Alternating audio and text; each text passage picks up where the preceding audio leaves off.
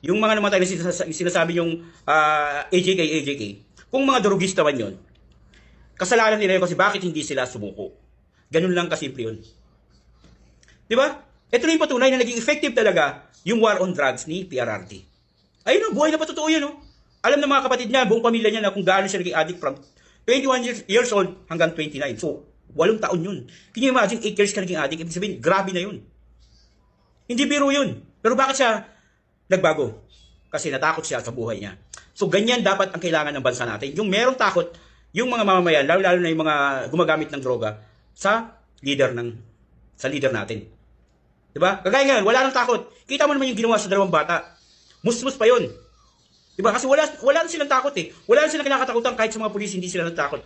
Lalo na kung high mga yan. Wala yan. Lalaban na lalaban yan. Hindi yan na susuko na lang. No. Lalaban ng patayin yung mga yan.